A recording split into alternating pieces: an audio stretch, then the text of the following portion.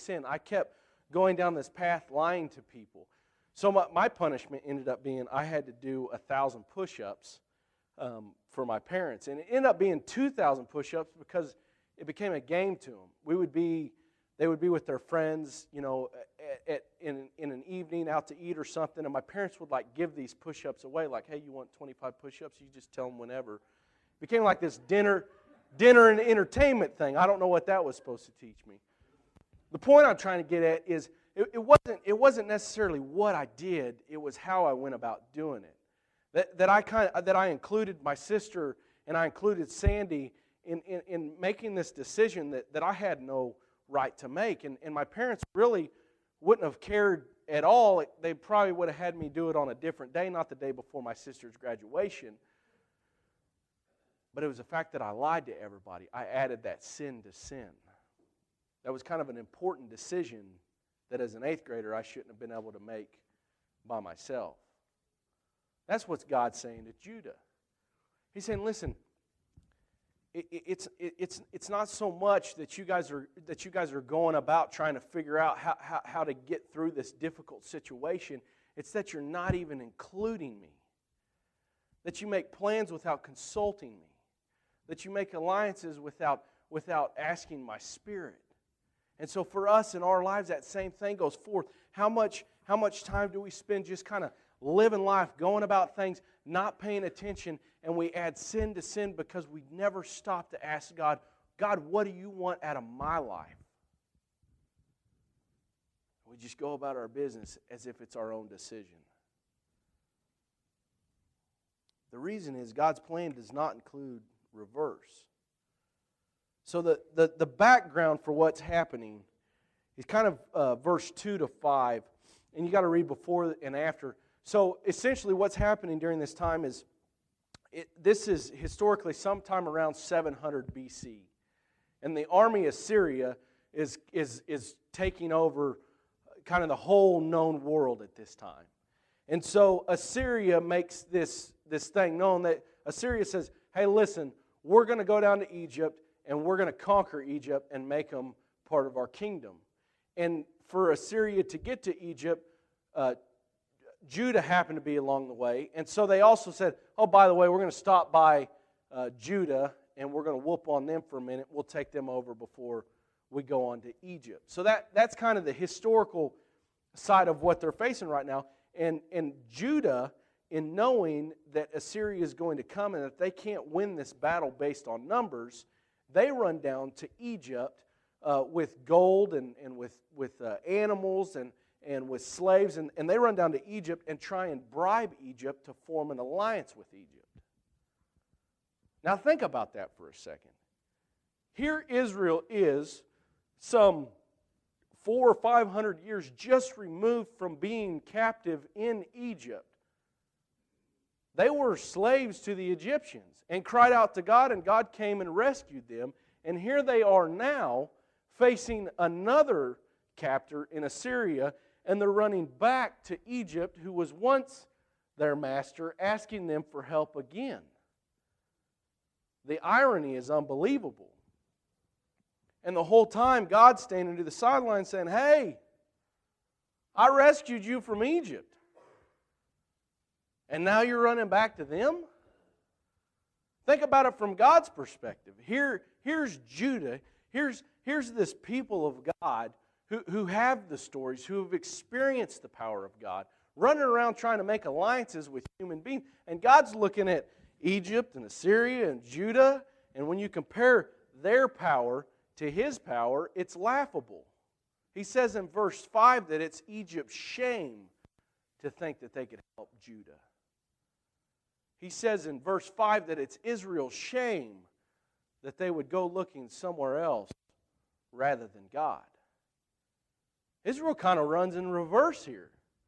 You know, here's this group of people that oppressed their fathers, that killed all the firstborn male, and they're running back to them. God's kind of, I don't know, scratching his head saying, what are you guys doing here?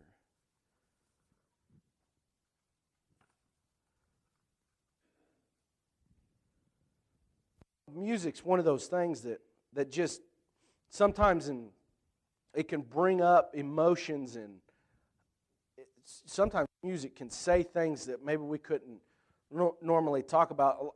With the Olympics just having come and gone, one of the coolest times, the neatest things, in my opinion, is when we get to see an American who won a gold medal in something stand on that podium. And it's kind of a neat thing, but when they begin to play the national anthem, we all just kind of stand a little taller, because that's our national anthem. And music can kind of summon up those emotions in us. Sometimes an artist in a song can say things that we couldn't sit and have a conversation about. There's a song that we sing called "Come Thou Fount of Every Blessing." There's a couple lines in that song that always speak to me. It was written in 1757 by a young man named Robert Robertson at the age of 22. And in that song that he wrote, he writes these words: "Prone to wonder, Lord, I feel it. Prone to leave the God I love.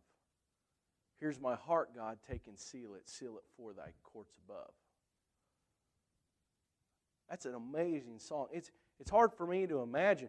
We collectively, several times in here, have sung those words. Lord, prone to wonder, Lord, I feel it. Prone to leave the God I love. But it's difficult to talk about him. Robert Robertson actually knew what that was like, because he had come from a life that was a pretty bad life. And in a revival with George Whitefield that he had went to with some friends to make fun of the evangelist, God spoke to him. And 2 years later, he wrote these words: "Prone to wonder, Lord, I feel it. Prone to leave the God I love." There's inside of us, as humans, the ability to revert back to the things that we find comfort in. To revert back to the way that life was instead of the way that God wants life to be for us. Prone to wonder, Lord, I feel it. Prone to leave the God I love. But he doesn't stop there. He goes on to say, "Here's my heart, Lord, take and seal it.